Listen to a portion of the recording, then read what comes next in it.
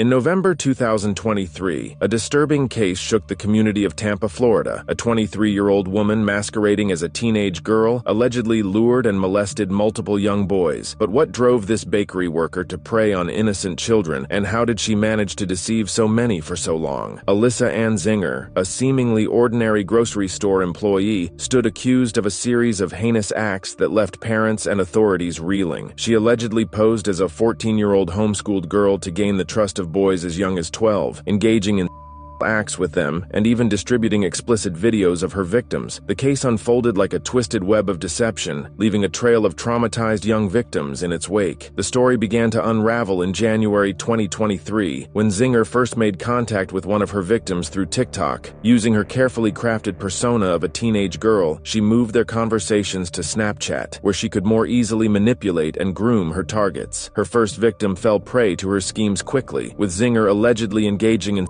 contact during their very first in-person meeting. But Zinger's predatory behavior didn't stop there. Over the following months, she continued to seek out new victims, expanding her network of young boys through social media platforms. She crafted elaborate lies, telling the children and even their parents that she was a 14-year-old homeschooled student. This facade allowed her to enter their homes, attend social gatherings, and integrate herself into their lives without raising suspicion. As the months wore on, Zinger's web of deceit grew more complex. She allegedly had encounters with at least 5 boys between the ages of 12 and 15. In one particularly disturbing instance, she reportedly had with one victim approximately 30 times. The sheer frequency and brazenness of her acts paint a chilling picture of a predator operating in plain sight. But Zinger's crimes weren't limited to physical encounters. In a twisted turn of events, she began to use explicit videos of her victims as a form of manipulation and control. After one victim attempted to end their relationship, Zinger retaliated by sharing a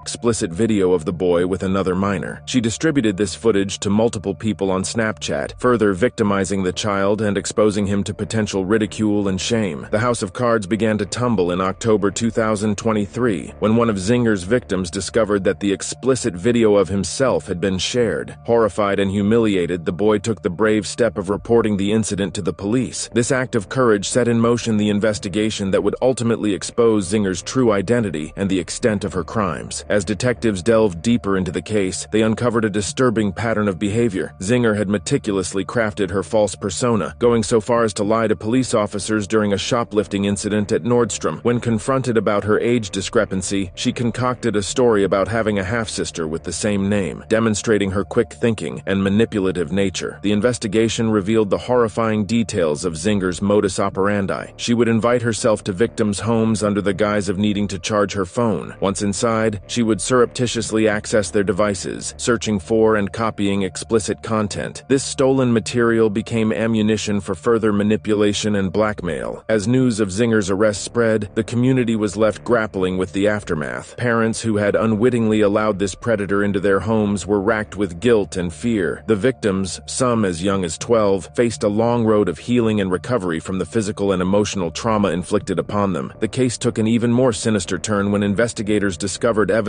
suggesting Zinger's parents may have been complicit in her crimes. During a search of their home, where Zinger had been living, her father allegedly provided police with an old phone belonging to her mother instead of Zinger's actual device. This act of deception raised serious questions about the extent of the family's involvement and their attempts to obstruct justice. Further investigation uncovered a trail of digital breadcrumbs that painted a disturbing picture of Zinger's online activities. Her TikTok account, featuring videos of her dancing provocatively in public restrooms, served as a lure for potential victims. These clips, now viewed in the harsh light of her crimes, took on a sinister quality, revealing the calculated nature of her predatory behavior. As the case progressed, more victims came forward, each with their own harrowing tale of manipulation and abuse. The total number of known victims rose to 5, but authorities feared there could be more who had yet to come forward. The sheer scale of Zinger's crimes became apparent, spanning nearly a year of continuous predatory behavior. As Zinger awaited trial, locked away in Hillsborough County Jail, the community struggled to come to terms with the betrayal. The judge, recognizing the danger Zinger posed, denied her bond and ordered that she have no access to electronics while incarcerated. This decision highlighted the role that technology had played in facilitating her crimes and the need to prevent any further manipulation of potential victims. The case against Zinger continued to build, with prosecutors presenting damning evidence of her guilt. Body camera footage from the police search of her parents' home, text messages between Zinger and her victims, and the explicit videos she had distributed all painted a picture of a calculated and remorseless predator. Perhaps most disturbing was Zinger's apparent lack of understanding of the gravity of her actions. During her bond hearing, the judge had to explicitly tell her, "You don't really seem to grasp the problem here. You are the problem here. Your actions on these boys are illegal, and it's not okay whether they took the video or you took the video. You are the only adult." As the community reeled from the revelations, parents were left wondering how to protect their children in an increasingly digital world. The ease with which Zinger had infiltrated these families' lives through social media platforms raised serious questions about online safety and the vulnerability of young people to digital predators. The case also sparked a debate about gender bias in the perception of